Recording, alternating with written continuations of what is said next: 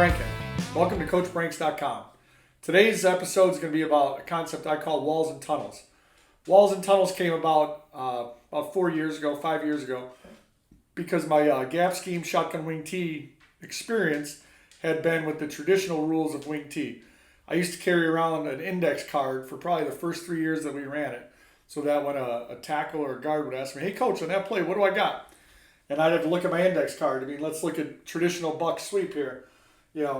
Backside tackle, backside guard, because at that point, we learned it as a left and right team. Those of you who follow my website realize now that I'm a strong side, quick side guy, and I do flip my offensive line. And you'll see why. Under the old rules, traditional buck sweep rules, the backside tackle cutoff, backside guard, pull and wall off, center, reach area away, frontside guard, pull and kick out, frontside tackle, gap read down, tight end, gap down backer, play side halfback, first free man inside. Well, when we learned that at the Tom Herman Wing T schools, we were able to drill into the kids, and for years we did that. Well, when I switched schools, I went to a school that had never run wing T. The football IQ wasn't high enough yet to really even understand what that was. I started thinking about it, and I'd ask some of my former players, when we say gap down backer, do you realize what the difference is between the gap block and the down block? And they really did. They faked it. They tried to tell us the right answers. But more often than not, they just didn't know. They were confused. Now, when we ran buck sweep, if you're the front side guy, so if we're running to the right and you're the right tackle, then you had these rules. If we were running to the left, then you had these rules. So the other part of why I had to simplify things was most of our kids were playing both ways.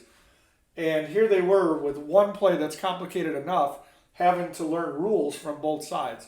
And it got really hard for the kids, and I anticipated that because it was hard enough when I was in Highland High School to really drill it down. We spent so much time on the traditional rules. When I went to the new school, I had to figure out a way to simplify it. That's when I flipped my line and went strong side, quick side, so that my strong tackle always had these rules. But then I had to get away from these rules, so I created tunnels and walls. And I'm going to call it walls in reference or deference to the best podcast in the podcast world, Brady Walls and Rowdy Harper with Run the Power. I know I put the extra L in there, Coach Walls. You don't have an L, but I'm going to call my walls with a Z because I love what you guys do. So we're going to call it walls and tunnels. The reason I went to the walls and tunnels, and let's talk about, I'll show you on the diagram here. If we're going to block buck sweep to the right, which for me, notice I've got strong guards, quick guards. So I would flip this if it was the other way, if I want to run to the left. So for now, this would be east because I got tight end and wing attached, plus because I put the F in the plus side just because it's a nice wrinkle forward for what I'm running. But let's talk about the blocking scheme to start with. If we do it the way this is, I'm gonna go ahead and do it the way they're doing it. Let's start on the play side. Play side halfback, first free man inside. So if this kid's not going inside, let's say he's a force guy, when he goes in, we're going to get this, right? So that starts the action. Most times teams were taking this end because they had a corner behind him and they were trying to play outside shoulder and then squeeze down. Tight end had gap down backer. Well, he's got a gap guy, that's his. Strong tackle, gap read down. Well, he's got nobody in his gap. Now he's got to read this nose guard. So he's going to have the nose guard. Strong tackle, which would be the front side, or strong guard, front side guard, pull, kick out, which in this case is going to be this end, okay? Center, reach, area, away. Well, his first responsibility has got to be to help here with the strong tackle coming down to help him out. Quick guard, pull, and wall off, which means he's pulling and he's in the hole.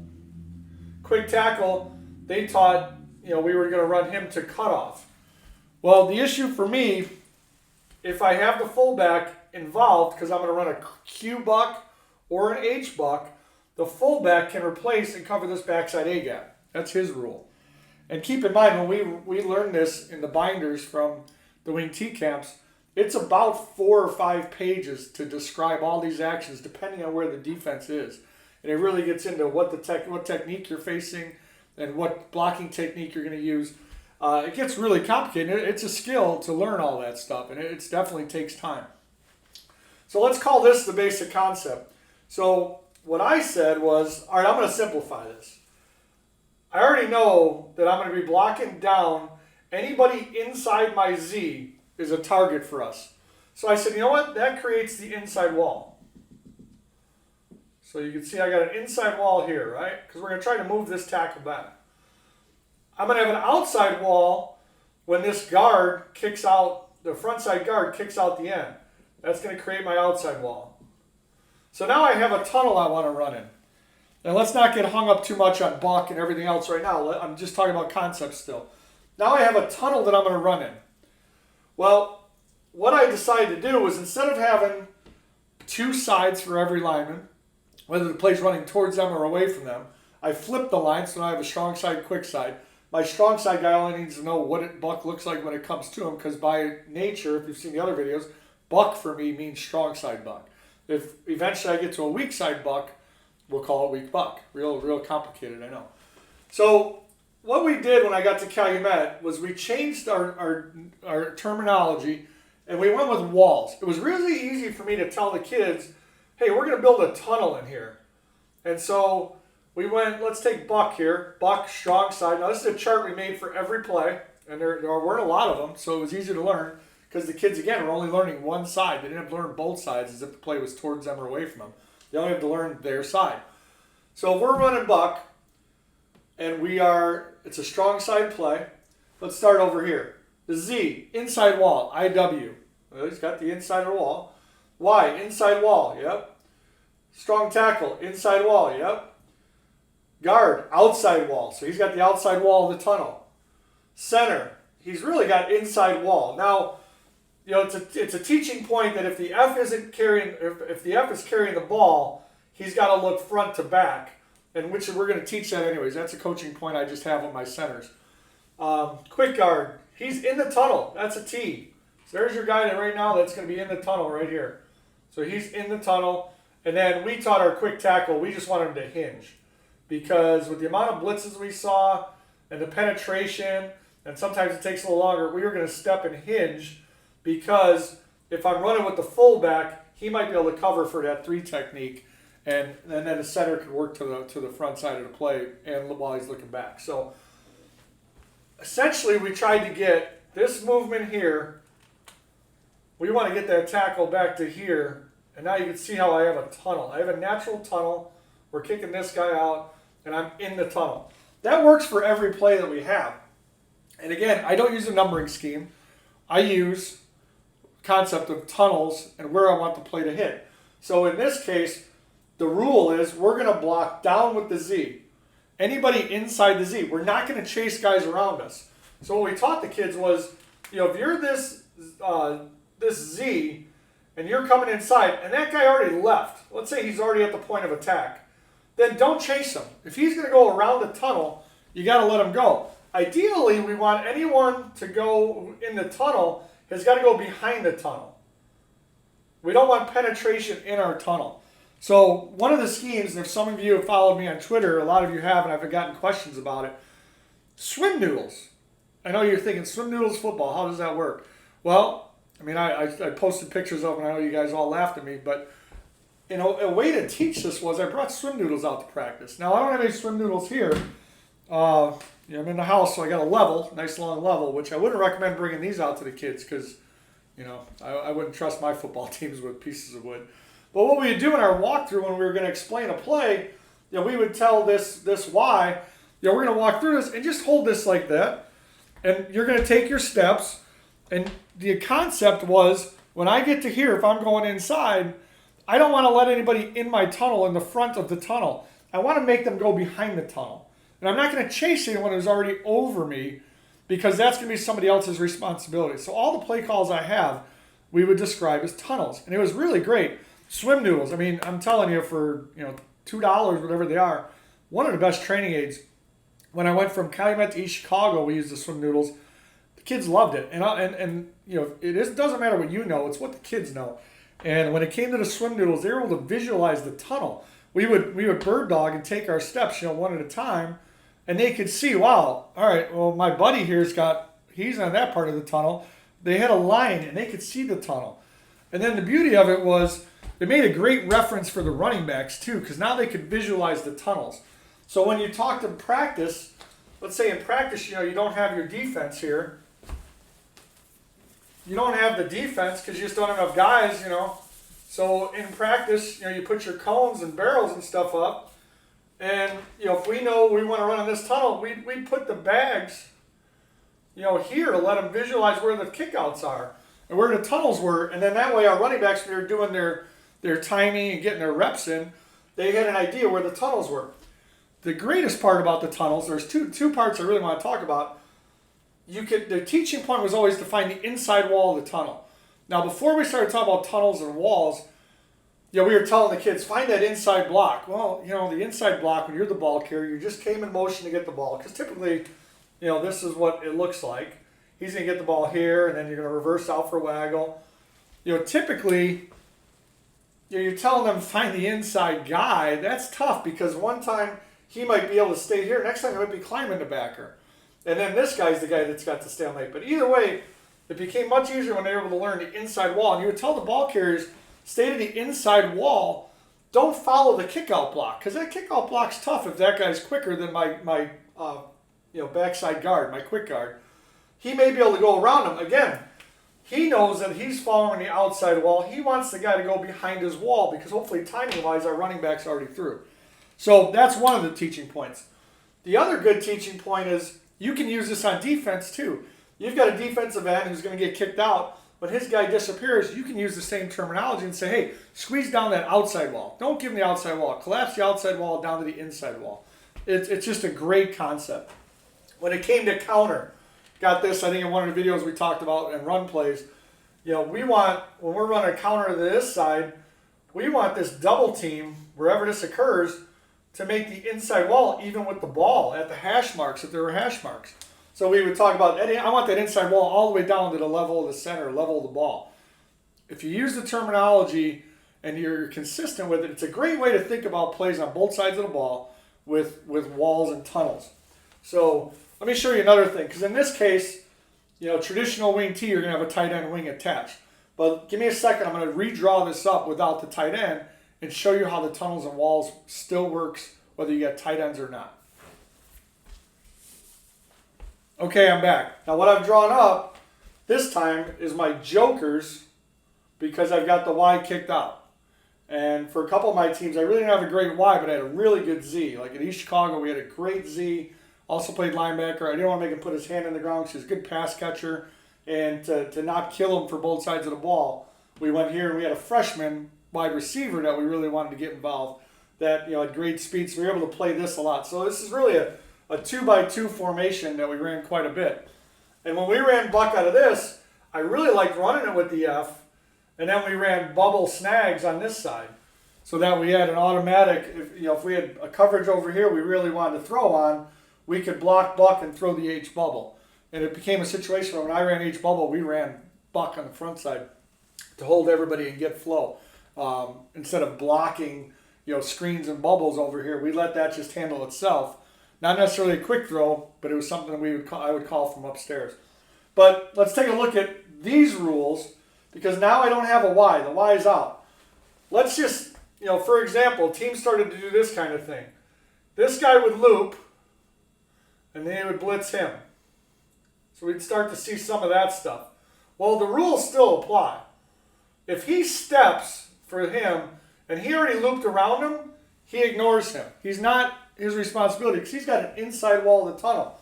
So when that happens, and this backer shows up, he's going to seal the backer on the inside wall. He's not going to occupy himself with him if he already disappeared because his responsibility is inside wall. He's going to go down.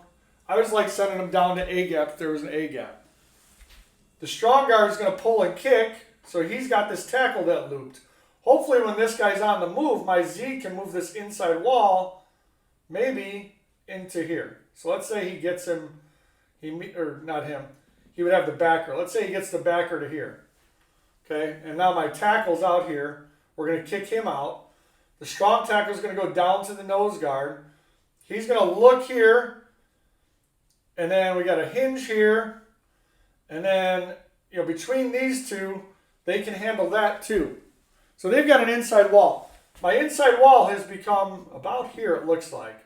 Because if I can move that backer with the Z into here, I've got an outside wall here with the defensive tackle and my strong guard. So here's my run tunnel. My quick guard, when he pulls, is in the tunnel. He can account for this guy. I've essentially blocked everybody. I have an inside wall and an outside wall and a tunnel. And they've played some kind of a game. The issue before we went to the tunnels was when they would play the game, invariably what would happen, when they would loop that tackle or that end, we had a really hard time because the Z would try to stay with him, and it was just a bad angle. They were able to inside out him, wrong arm him, and everything else. So instead we said, no, you get on your path to the inside wall. Whoever shows up is yours. Make him run around the back side of the tunnel. Don't let him through the wall, through into the tunnel. And it just cleaned the whole thing up. So, that's my thing on tunnels and walls. Again, we had rules like this for the kids. The beauty of it was they only learned one side because I flipped the line. And in a situation where most of our kids were playing both ways, less information was more information. Didn't matter what we knew, whether it was strong side, quick side. Now they learned if I'm the strong tackle on buck, I got inside wall. Whoever shows up is mine. We're not going to play the not my guy, but there's a guy standing there, but he wasn't your guy, so you don't block him, and he ends up in the tunnel blowing the play up. That's something that used to happen to us quite a bit before we went to this concept. So I highly recommend using tunnels if you're a gap scheme guy. It made things a lot easier for us. It became a lot more fun because the kids got it. What's your rule? Inside wall, coach, inside wall. The beauty of it when you look at it, look at the strong tackle. Almost every play that comes to his side, he's got an inside wall. And he can get really good at his steps. And when teams are going to match your strength, with their personnel, boy, you get to that second half and your strong tackle's telling you, coach, I own that guy because he's figured out what he's doing. And there's nothing like that for kids to have that confidence that when their play's called, they know what they're doing. And again, I could have a big, strong tackle because most of his jobs are to go down and set inside walls. So I'm fine with having size. My quick tackle, I like having a kid with a little more foot speed. Might be a younger kid, might be a little lighter kid, because a lot of the time he's spending hinging. Now, when you run bellies, he's got inside wall because he's blocking down. When you run counter, he's probably going to get help with a double team. So, so by using the tunnel and wall concept, sometimes it even gets easier for your personnel. So maybe I got some clips. I'm going to try to show some clips, and I'll attach them to the end of this video. Again, follow me on Twitter. I think it's at CoachBranks10 is my Twitter. Coach.branks@gmail is a way to get a hold of me. So, all that, I'm available anytime. I've talked to a lot of guys lately, and it's been a lot of fun. So let's keep that rolling. But tunnels and walls, and Coach Wallz, there's a shout out to you. So appreciate what you guys do on Run the Power podcast, and I'm just trying to share along with the rest of you. So again, if you've got a locker full or a closet or a file cabinet full of old football gear that you have, and I'm talking t-shirts, camp shirts, I'm not talking shoulder pads and equipment. If you've got some old shirts from camps and stuff and you want to share them, send them my way, give me an email. I'll pay for the shipping if I have to, because I want to spread that a little bit and give it to kids who don't have clothes, especially with winter here. So appreciate you guys. There's more on this when we get into each of the plays. We'll go over the rules of inside wall, outside wall, but visually it works on the offensive side and the defensive side, and it made our learning curve so much steeper. It was awesome. So, good luck out there, and if you need anything or have any questions, feel free to call me. Thank you.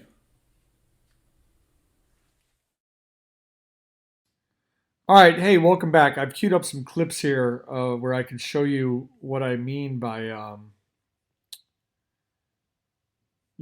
tunnels and walls. So let me see if I can expand this a little bit and show you. So here's a case we're going to run F buck. So you can see we get the kick out. I'll show you again real quick. We run it. It's called heavy, and we bring him in motion just to try to get some movement.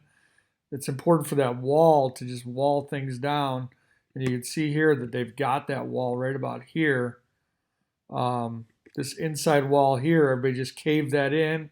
Here's the kick out. And then we're up in the hole.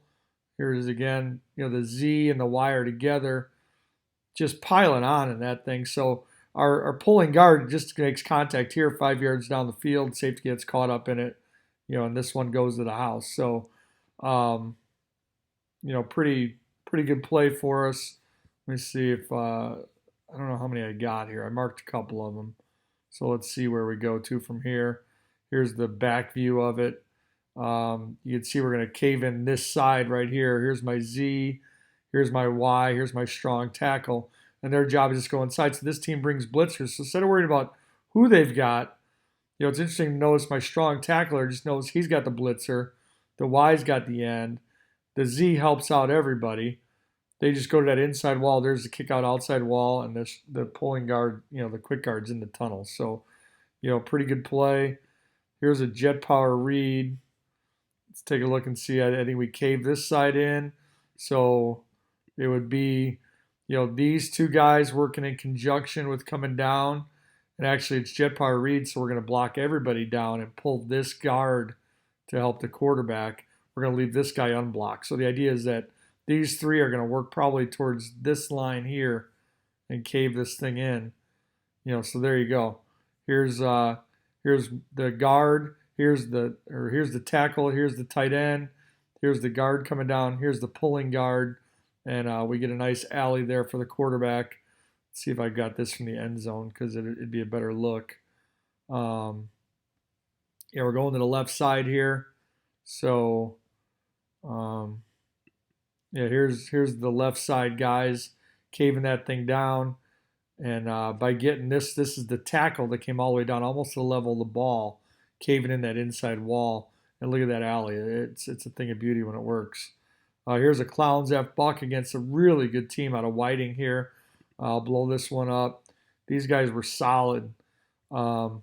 This kid decides to go B gap, gets caught inside our tackle, and makes this a pretty big play for us at the time. So I'll just run it this way. This Z's got to go inside. So his path is just to go inside. When there's nobody there, he's going to be able to climb to the backer because it's important that they just stay on their path. Here's the tackle taking care of a guy inside. This is Buck. So here comes two pullers. Here's the Z able to just keep climbing onto the linebacker. And then here's the force. He gets caught up with the kick out. And then we still got one more guy in the hole. Now they ran this a little wide, and if you look back, this kid's pretty quick. I talked about having to go behind the tunnel. 30 was a really nice player, and he's a little quicker than my strong tackle because he stands up. But we make him go behind the play. So here he is reaching, and by the time he gets there, the back's already through. So that's the importance of going outside the tunnel and not letting him inside the tunnel. Actually, our Z here lets this linebacker get inside the tunnel. He stops moving his feet and gets an outside shoulder instead of an inside shoulder. The other thing about the tunnels is if you're going inside, you use your inside shoulder. If you're going outside, use your outside shoulder. It's pretty easy teaching points. So, here's that play from start to finish. Cave that wall on them. And here's their guys. Here's their next inside guy. And instead of being caught up on who they got, I'd rather they know where they're going. So that was a pretty nice set. Let's see what else we got here. Here's that was that play. I don't know how many more I got. Here's a Joker's Trips plus Q Power. Let's see what this one looks like.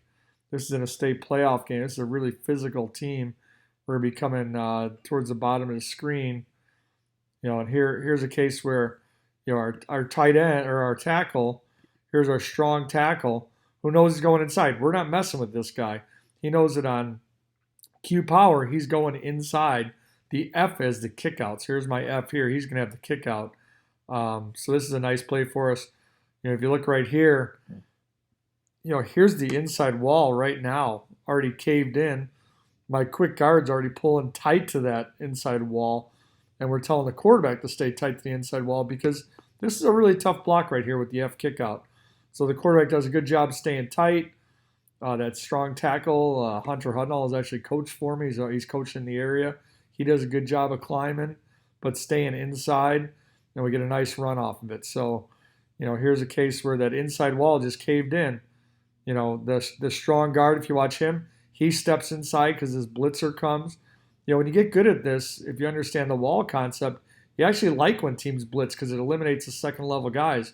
There's no linebacker at the second level. That's a weak side linebacker coming all the way across for our strong guard or our quick guard to get to. And the guy actually gets caught up in the strong tackle's block inside the wall. So, that's a nice play, against a really good team. So that gives you an idea of what I'm talking about with inside walls, outside walls. Here's another one. Looks like it's a jet, so I'm not going to show you that. But anyways, Some good stuff. If you have any questions or comments, let me know, please. Thanks.